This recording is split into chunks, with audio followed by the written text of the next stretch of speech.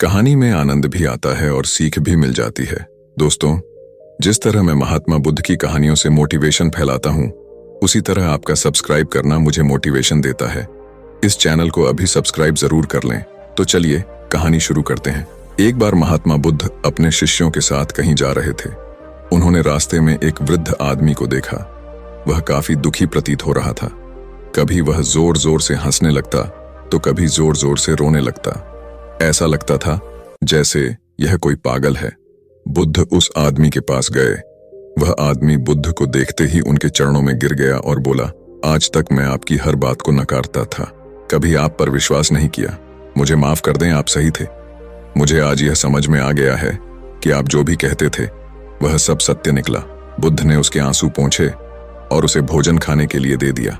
वह व्यक्ति बेहद भूखा था। वह खाना लेकर खाने लगा। वह एक निवाला खाता और रोने लगता। ये सब बुद्ध के शिष्य देख रहे थे। उन्होंने बुद्ध से पूछा कि इनको क्या हुआ है कि इनका मानसिक संतुलन बिगड़ गया है। बुद्ध कहते हैं, इन्हें ज्ञान की प्राप्ति हुई है, जाओ उनसे ध्यान लो। शिष्य उनके पास जाते हैं और कहते हैं, बाबा आपको क्या हुआ है, क्या आप हमें बताएंगे? वृद्ध आदमी ने कहा, कुछ साल पहले मैं महात्मा बुद्ध से मिला था। उनके उपदेश सुने थे, लेकिन मुझे वह बेकार लगते थे। मुझे लगता था वह उपदेश किसी काम के ही नहीं है। जीवन जीने के लिए उनके उपदेश जरूरी नहीं है। मैंने हमेशा उनका विरोध किया, यहां तक कि उनके खिलाफ षड्यंत्र तक रचा ताकि लोग उनके बहकावे में न आए। मुझे याद है बुद्ध ने कहा था, कभी भी धन का गलत उपयोग नहीं करना चाहिए, नशा नहीं करना चाहिए, झूठ नहीं बोलना चाहिए। लेकिन मैं यही तो करता था और उसी में मेरे को आनंद आता था। पैसे उड़ाना, मदिरा पान करना, यही सब मैं करता था, जबकि मुझे मालूम था बुद्ध ने इन सब के लिए मना किया है। और मैं देखता भी था, जो लोग बुद्ध के कहे अनुसार चलते थे, बेशक उनके पास चाहे धन न हो, लेकिन वह फिर भी आनंद में रहते थे। और यही सोचकर आज मैं रो रहा हूं कि काश मैंने बुद्ध की बात सुनी होती। यही सोच मैं हंस भी रहा हूं कि मेरी तरह बाकी सब भी ये बातें बुढ़ापे में समझ पाते हैं और बाद में पछताते हैं कि शायद वह पहले इन बातों को समझ पाते। मुझे याद है बुद्ध ने कहा था, जैसे हमारे विचार होते हैं वैसे ही हम बन जाते हैं। शिष्यों ने कहा, आपके पास इतना ज्ञान है, क्या आप हमारे साथ उसे साझा करेंगे ताकि हम भी ज्ञान ले सकें, जीवन को सही तरीके से जी सकें? वृद्ध आदमी ने कहा, महात्मा बुद्ध के शिष्य हैं आप सब। बुद्ध के समान जीवन की गहराइयों को कोई नहीं जानता। जितने सही से वे आपको बता सकते हैं कोई और नहीं बताएगा। लेकिन फिर भी मैंने जो समझा है आपको जरूर बताऊंगा। उसके बाद उसने कहना शुरू किया, हम बचपन से ही देखते आ रहे हैं कि जीवन एक रेस की तरह है। हम सब उसमें भागते रहते हैं। जब हम छोटे होते हैं तो सोचते हैं कि हमारे पास हर खिलौना हो जो दूसरे के पास ना हो। मेरी माँ बहुत सख्त थी। वह हमेशा मुझे डांटती रहती, लेकिन मैं आजादी चाहता था। वह ना मिलने पर मैं सोचता था कि काश मैं मर जाऊं तो ही अच्छा हो। उसके बाद मैं सोचता कि जब मैं बड़ा हो जाऊंगा तो उसके बाद मुझे सारी चीजें और मेरी आजादी भी मिल जाएगी और मैं अपने हिसाब से जीऊंगा। उसके बाद जब मैं बड़ा हुआ तो ये सब बातें व्यर्थ लगने लगी, लेकिन दौड़ अभी भी जारी थी। मैं अपने मित्रों से अधिक धन कमाना चाहता था ताकि हर चीज खुद के लिए अच्छी तरह कर सकूं, अच्छे कपड़े पहन सकूं, अच्छा घर बना सकूं, उन्हें दिखा सकूं कि मैं उनसे अधिक हुनरमंद आदमी हूं। उसके लिए मैंने षड्यंत्र रचे, झूठ बोला, धोखा दिया। लेकिन यह सब करते हुए मुझे एहसास ही नहीं हुआ कि मैं कुछ गलत कर रहा हूं। कुछ समय बाद मेरे माता पिता ने मेरा विवाह कर दिया। जो लड़की मेरे जीवन में आई वह बहुत सुंदर थी और उसकी हर बात मुझे अच्छी लगती थी। मेरा वह हर चीज में साथ देती थी। लेकिन बहुत समय बीतने के बाद भी मेरी कोई संतान नहीं हुई। मैं अपने मित्रों का बच्चा देखकर उनसे ईर्ष्या करता कि मेरे बुढ़ापे की लाठी कौन बनेगा। कुछ समय बाद वह दिन भी आ गया जब मेरा एक पुत्र हुआ और मुझे बहुत खुशी हुई। लेकिन कुछ समय बाद मुझे यह लगा कि काश मेरा एक बेटा और होता तो मेरे दोनों कंधे मजबूत होते। और ईश्वर ने मेरी बात सुन ली। मुझे एक और पुत्र हुआ। सब अच्छा चल रहा था। मेरा व्यापार भी आगे बढ़ रहा था।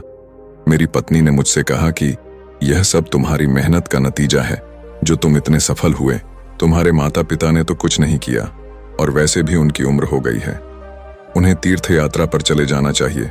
मुझे उसकी कही हर बात सही लगती थी। जब मैंने पिता से इस बारे में कहा तो उन्होंने यह कहकर मना कर दिया कि मुझे यह बात पसंद नहीं आई, और उसके बाद से मुझे मेरे पिता की कही हर बात गलत लगने लगी। वह मुझे व्यापार में भी स्वतंत्र निर्णय नहीं लेने देते थे। मुझे अब आज़ादी चाहिए थी और ईश्वर ने मेरी बात सुन ली। मेरे पिता की तबीयत अचानक खराब हो गई। वैद्य ने जवाब दिया कि जिसे भी मिलाना है मिला लो, अब ज्यादा समय नहीं बचा है इनके पास। मुझे यह सुनकर दुखी होना चाहिए था, लेकिन मैं तो खुश हो रहा था कि अब मैं आजाद हो जाऊंगा। मेरे पिता को इसी अवस्था में 6 दिन निकल गए थे।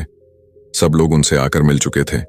उसके बाद एक दिन मैं और मेरी पत्नी पिता से मिलने गए तो मेरी पत्नी ने कहा कि सबसे तो यह मिल लिए, अब मरते क्यों नहीं है। मुझे मेरी पत्नी की हर बात सही लगती थी कि वह हमेशा सही कहती है। अगले दिन जब मैं पिता के कमरे में गया तो देखा उनकी मृत्यु हो गई है। मेरी माँ वहां बैठे अकेली रो रही थी। उन्हें देखकर मुझे रोना आ गया और मैंने तब सोचा कि मैं अपने पिता की अंतिम यात्रा बेहद भव्य निकालूंगा, ताकि सबको पता चले कि मैं उनसे कितना प्यार करता था, और मैंने वही किया। पिता की अंतिम यात्रा बेहद अच्छी निकाली। सभी लोग उसकी प्रशंसा कर रहे थे। मैं मन ही मन बेहद खुश हुआ, लेकिन चेहरे पर दुख के भाव दिखाने पड़ रहे थे। अब मैं आजाद था, हर चीज अपने हिसाब से कर रहा था। मुझ में अधिक धन कमाने की चाहत जाग गई थी। मैं बेहद धन कमाने की होड़ में चल दिया और कमाया भी। मैं अपने घर का सबसे अमीर आदमी बन गया। धीरे धीरे समय बीता। मेरे दोनों बेटों की शादी हुई और मैं बुढ़ापे की तरफ बढ़ने लगा, लेकिन दौड़ अभी भी बाकी थी। मैंने अपने दोनों पुत्रों का विवाह बड़े व्यापारियों की बेटियों से कर दिया, ताकि मुझे व्यापार में और ज्यादा लाभ हो सके। धीरे धीरे उम्र बढ़ती चली गई और बुढ़ापा आता रहा। एक दिन मेरी पत्नी भी मुझे छोड़कर चली गई और तब मुझे पहली बार अकेलेपन का एहसास हुआ। तब मैंने बुद्ध के बारे में सुना और मैं उनके उपदेश सुनने के लिए उनके आश्रम चला गया। लेकिन बुद्ध के विचार मेरे विचारों से अलग थे। मैं उनसे सहमत नहीं हुआ। मेरी तरह वहां और भी लोग थे जो बुद्ध के विचार से सहमत नहीं थे। मुझे वे लोग मेरे शुभचिंतक लगे और मैंने बुद्ध की बात नहीं सुनी। धीरे धीरे समय बीतता गया और मेरी तबीयत खराब होने लगी और मैंने बिस्तर पकड़ लिया। मैंने बड़े से बड़े वैद्य को दिखाया, लेकिन कोई फायदा नहीं हुआ। एक दिन मेरा बड़ा बेटा मेरे पास आया और बोला, पिताजी, अब आपसे काम नहीं होगा। व्यापार अब मुझ पर छोड़ दीजिए और छोटे भाई की चिंता मत करें, मैं उसे भी संभाल लूंगा। आप सारा व्यापार मेरे नाम कर दीजिए। मैंने अपने पुत्र से कहा, अभी मैं मरने वाला नहीं हूं, बस बीमार हुआ हूं, मैं ठीक हो जाऊंगा। उसके बाद मेरा दूसरा बेटा आया। उसने कहा, पिताजी, बड़ा भाई नशा करता है, आप तो जानते ही हैं, आप सब मेरे नाम कर दें, मैं आपकी तरह ही इसे आगे लेकर जाऊंगा। मैंने अपने दूसरे बेटे से भी यही कहा कि मैं अभी मरने वाला नहीं हूं, बस बीमार हुआ हूं, मैं ठीक हो जाऊंगा, अभी तो मुझे और जीना है। लेकिन इस बार ईश्वर ने मेरी बात नहीं सुनी और वैद्य ने मेरे पुत्रों से कहा कि जिससे मिलाना है मिला दो, समय बेहद कम है। यह सुनकर मेरी दोनों बहुएं रोने लगीं। मेरे बेटों ने सभी रिश्तेदारों को बुला लिया। सब मुझसे मिलने आते और कहते कि आपके बिना अब सब अकेले कैसे चलेगा। मैं अभी जीवित था, लेकिन मुझे ऐसा लग रहा था जैसे सब मुझे अभी से मरा हुआ मान रहे हैं। उस दिन मुझे मेरे पिता की बेबसी का एहसास हुआ और सोचा, ये जीवित में ही क्यों मुझे मार रहे हैं और सब कितने स्वार्थी हैं। अब तो मेरे बेटे भी बंटवारे के लिए मेरे आगे लड़ रहे हैं और उनकी पत्नियां उनका साथ दे रही हैं। मेरा धन कमाना किस काम आया जो मुझे ठीक ही नहीं कर सका। मैंने बेकार में पूरा जीवन इस धन के पीछे बर्बाद कर दिया। हर गलत काम किया, नशा किया, षड्यंत्र रचा, लेकिन सब बेकार गया। मैंने ये सब क्यों किया? काश मुझे यह बात पहले समझ आ गई होती कि यह सब एक दिन यहीं रह जाएगा। इससे अच्छा होता मैं कोई नेक काम करता जिससे लोग मुझे याद रखते। काश यह बात मुझे पहले पता चल गई होती। जब मेरे पिता बिस्तर पर थे तब शायद मैं कुछ अच्छा कर पाता, जीवन को नई दिशा दे सकता था।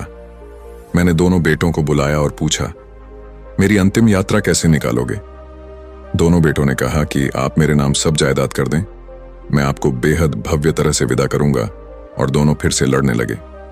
तब मुझे लगा कि सब कुछ मैंने किया, मेहनत मैंने की, लेकिन सब छूट रहा है।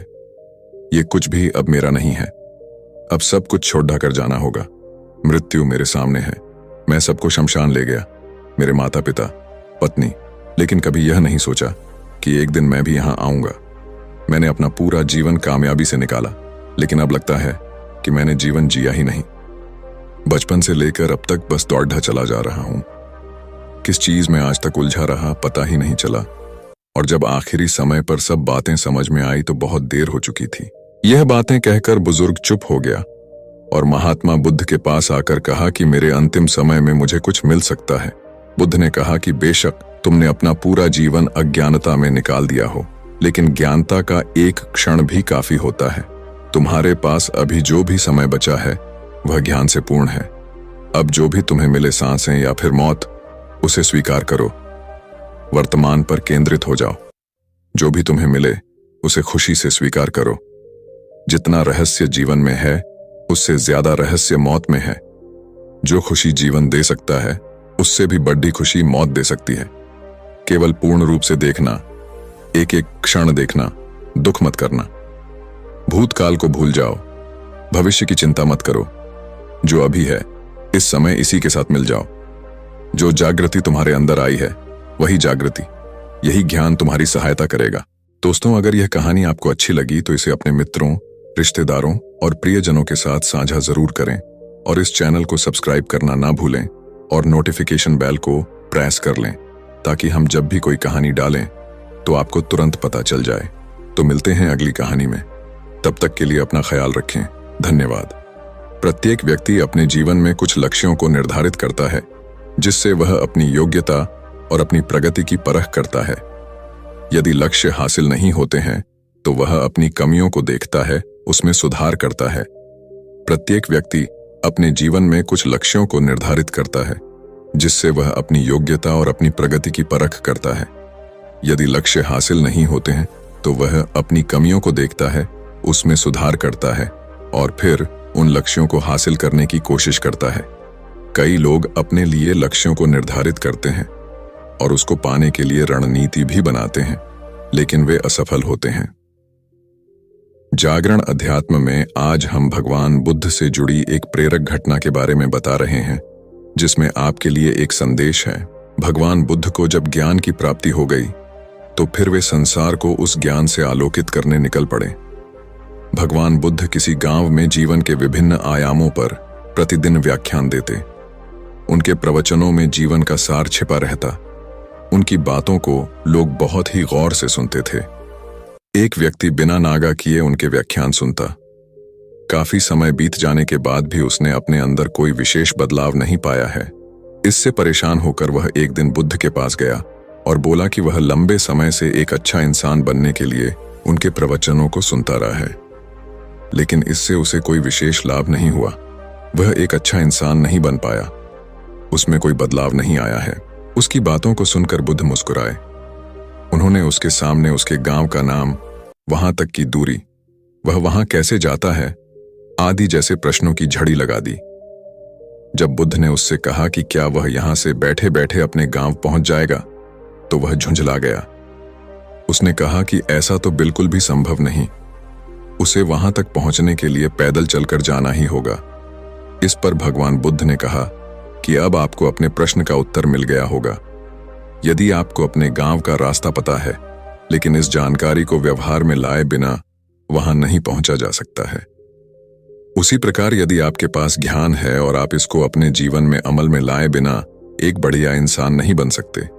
ज्ञान को अपने व्यवहार में लाना आवश्यक है।